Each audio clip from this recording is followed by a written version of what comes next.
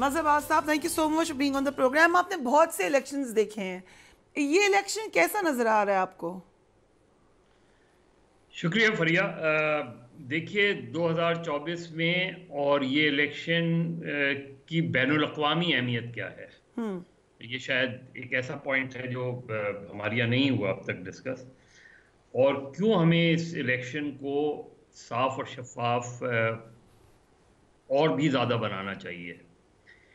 2024 में तकरीबन कम से कम 4 ममालिक में इलेक्शंस होने जा रहे हैं। अभी आपने बांग्लादेश की मिसाल दी, आपके पड़ोसी मुल्क भारत में भी 2024 को इलेक्शन होने हैं। अमेरिका में भी 2024 को इलेक्शन होने हैं, और भी एक कंट्री मुझे याद नहीं आ रहा। तो 4-5 कंट्रीज़ में अब आप अपने पड़ोसी में ही देख लें। अभी आपने बांग्लादेश की मिसाल दी, भारत में इलेक्शंस और इलेक्शन कमीशन कैसा है उसकी हम सब मिसालें देते हैं।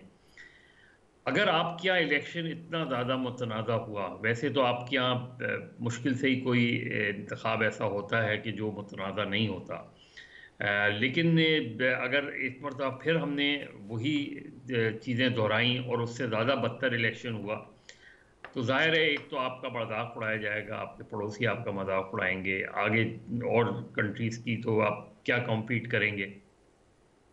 मेरा ख्याल है इसलिए भी ये बहुत ज़रूरी है कि आपका इलेक्शन बहुत ज़्यादा साफ शफाफ होना चाहिए। दूसरी बात ये कि इलेक्शन सिर्फ नॉमिनेशन भरने, इलेक्शन डेट का आने, इलेक्शन शेड्यूल का ऐलान होने और इंतखाबात, पोलिंग स्टेशन और उसके बाद काउंटिंग और रिजल्ट तक ही नहीं होता। एक प्रोसेस आपको नज़र आता है, एक पैटर्न नज़र आता है कि आप अगर किसी पार्टी को हरासा किया जा रहा है, किसी पार्टी को जल्द से जुलूस नहीं करने दिए जा रहे, किसी पार्टी को जो है प्रोसेस में नहीं जाने दिया जा रहा, और उसकी तकरीबन पूरी ए टीम के जो नॉमिनेशन पेपर्स हैं वो सब रिजेक्ट हो रहे हैं। अब ये पता नहीं कि इलेक्शन ट्राइब्यूनल क्या फ़ैसला करेंगे, लेकिन जो सिचुएशन इस वक्त है उसी की बात करेंगे हम। तो ये जाहिर है इस पे फिर इलेक्शन की शफाफियत पे संजीदा सवालात उठ गए हैं। और ऐसे में हमें ये कैसे जो है यकीन होगा कि आइंदा फिर इसके बाद जब नॉमिनेशन यानी फाइनल हो जाएंगे, उसके बाद कैंपेन भी करने दी जाएगी। गोगे बैरिस्टर गौहर साहब जो पीटीआई के चेयरमैन हैं, वो ये कह रहे हैं कि हम हर किसी भी सूरत में इलेक्शन का बॉयकॉट नहीं करेंगे। मुझे नहीं पता उनका प्लान बी और सी क्या है, लेकिन जो भी प्लान है, इलेक्शंस अगर इतना ज़्यादा कंट्रोवर्शियल हो गया, इतना ज़्यादा चीज़ें हो गई, और दूसरी तरफ भी तशवीश ये है कि मौलाना फजलुर रहमान जो बात कर रहे हैं, एक साइड इलेक्शन मुलतवी करने की बात कह रही है और उसके लिए जवाब पेश कर रही है, और दूसरी पार्टी जो है वो इलेक्शन को कंट्रोवर्शियल कह रही है, और उनको डायरेक्टली थ्रेट है कि उन लोगों को बाहर किया जा रहा है, उठाया जा रहा है, इलेक्शन लड़ने नहीं दिया जा रहा, बल्ले उनका इलेक्शन सिंबल नहीं दिया जा रहा। तो इलेक्शन तो ऑलरेडी कंट्रोवर्शियल हो गया है। किस हद तक कंट्रोवर्शियल रहता है, ये हमें देखना है कि अगर ट्राइब्यूनल वगैरह के फैसले आते हैं तो वो किस हद तक जो है उनको सेटिस्फाई करेंगे। बल्ले का निशान आता है, किस हद तक सेटिस्फाई करेंगे। कल जो होने जा रहा है सुप्रीम कोर्ट में जो लाइफ टाइम डिस्क्वालिफिकेशन, उसका क्या फैसला होगा। ये these are all interlinked issues. Mazhar साहब, ये अभी हमारे सामने टाइम मैगजीन की रिपोर्ट है। आज से कुछ साल पहले एक गैर मुल्की चैनल पर मैंने कहा कि पाकिस्तान को भूटान से ना मिलाएं। I am just thinking with a sad heart कि आज भूटान की इलेक्शन की क्रेडिबिलिटी को कहा जा रहा है इस रिपोर्ट के मुताबिक कि बेहतर है। सो ये एक अफसोसनाक सूरत हाल है, लेकिन सलूशन क्या है? इसमें आप सजेशन क्या देंगे? What could be the steps taken ताकि लगे कि इलेक्शन हम बेहतर तरीके से करा सकते हैं? देखिए फरिया, कर तो हम बहुत सी चीज़ें कर सकते हैं। बेसिकली पिछले अगर हम देखें कि 10-15 सालों में हमने लॉस तो इम्प्रूव किए हैं, इलेक्शन कमीशन को भी एम्पावर्ड किया है। होता यही है कि इलेक्शन कमीशन पे सवालात उठ जाते हैं। अब ये भी एक सवाल है बड़ा, और ये सवाल पार्लियामेंट के लिए, सियासी जमातों के लिए, कि 2018वीं तरमीम के बाद जितने भी चेयरमैन इलेक्शन कमीशन आए वो गवर्नमेंट और अपोजिशन की रजामंदी से आए। यानी वो कोई पैराट्रूपर्स तो नहीं थे, पॉलिटिकल पार्टीज ने खुद ही एग्री किया उनके नामों पर और खुद ही बनाया और फिर खुद ही कंट्रोवर्शियल कर दिया।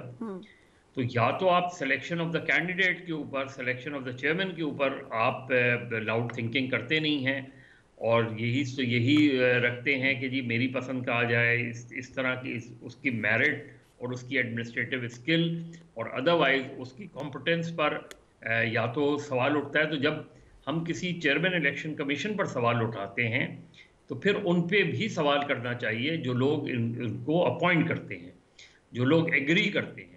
आप यही जो मौजूदा चेयरमैन इलेक्शन कमीशन है इनको ले लें, इससे पहले जो चेयरमैन इलेक्शन कमीशन थे, उससे पहले फखरुद्दीन जी इब्राहिम थे, उन पे ले लें। सबको आप यूनानिमसली कंसेंसस के साथ लेकर आते हैं और फिर पता नहीं क्या हो जाता है। दूसरे ये कि ये भी तय करना होगा कि जो पिलर्स ऑफ द स्टेट हैं, 4 पिलर्स ऑफ द स्टेट, इनके दरमियान कॉन्फ्लिक्ट्स बनते हैं। आप 4th पिलर को तो रहने दें, 4th पिलर की एक अलग डिबेट है कि क्या मीडिया अपना रोल प्ले कर रहा है, मीडिया किस हद तक पोलराइज और किस हद तक बाइज्ड है, इस पर एक अलग डिबेट है। लेकिन जो बाकी पिलर्स ऑफ द स्टेट हैं वो जब एक दूसरे के मामलात में इंटरफेयर करते हैं तो कॉम्प्लिकेशंस जन्म लेती हैं। फिर ये क्वेश्चन उठता है कि जी आपको मुदाखलत का राइट नहीं है। तो ये सारी चीज़ें जब तक आप एक कंसेंसस नहीं बनाएंगे कि आप जुडिशरी है, जुडिशरी आपकी इतनी कंट्रोवर्शियल रही, पोलराइज रही, यानी हम जब यहाँ बैठे होते हैं सुबह में पता चलता है कि फला केस का वो फला बेंच सुनेगी, तो आप और मैं और बहुत से लोग अंदाज़ा करना शुरू कर देते हैं कि पॉसिबल फैसला क्या आएगा। जब जुडिशरी का ये हाल हो जाए तो फिर चीजें आगे नहीं बढ़ सकती। इसी से रिलेटेड क्वेश्चन है मज़हर साहब, क्योंकि कल सुप्रीम कोर्ट में ताहयात नाअहली मामले के मुतालिक बड़ी इंपॉर्टेंट समाअत होने जा रही है। यू मेंशन दैट 7 रुकनी बेंच है, आई एम श्योर आपने उसको स्टडी किया होगा। क्या लग रहा है आपको, इज इट लाइकली कि सुप्रीम कोर्ट ताहयात नाअहली पर इलेक्शन एक्ट में तरमीम को दुरुस्त करार दे और जैसे कि प्रिडिक्ट किया जा रहा है कि नवाज शरीफ साहब and Jahangir Tareen will be eligible for this election, उनके कागजात नामजदगी रिजेक्ट भी नहीं हुए, तो can we predict this result? परिया, इतनी बड़ी बेंच के बारे में मैं कह तो नहीं सकता कि क्या होगा, स्पेकुलेशन ही है। एक जो बजाते खुद, जो अगर हम हिस्टोरिकली देखें या रिसेंट पास में जो देखें कि नवाज शरीफ साहब को रिलीफ मिलता जा रहा है और जहांगीर तरीन साहब को भी रिलीफ शायद मिल जाए, तो स्पेकुलेशन ही मैं वो कह सकता हूँ, स्पेकुलेटिव हो सकता हूँ। लेकिन जाहिर है कल जब चीज़ें होंगी तो क्या ग्राउंड्स होंगे, किस ग्राउंड पे होगा। लेकिन मैं फिर वही कह रहा हूँ कि आप क्या, अब पिछले चंद सालों में हमने ये देखा है कि बहुत वादे तौर पे एक इतनी पोलराइजेशन है कि मुझे ये बेंच देख के मैं फैसला बता सकता हूँ। बेंच देख के स्पेकुलेशन ही बता देना, बेंच देखकर व्हाट डू यू स्पेकुलेट? नहीं, मैं तो यही कह रहा हूँ, रिलीफ मिल रहा है, यही कह रहा हूँ कि मैं स्पेकुलेट यही कर सकता हूँ कि पॉसिबली। और जनरली भी अगर आप देखें तो इससे पहले बहुत से जजेस हैं जो इंडिविजुअल और इवन अदरवाइज भी वो कहते हैं कि लाइफ टाइम डिस्क्वालिफिकेशन नहीं होनी चाहिए। ठीक, तो चांसेस तो ये हैं कि लाइफ टाइम डिस्क्वालिफिकेशन खत्म कर दी जाएगी। ठीक, right, rest up to the court.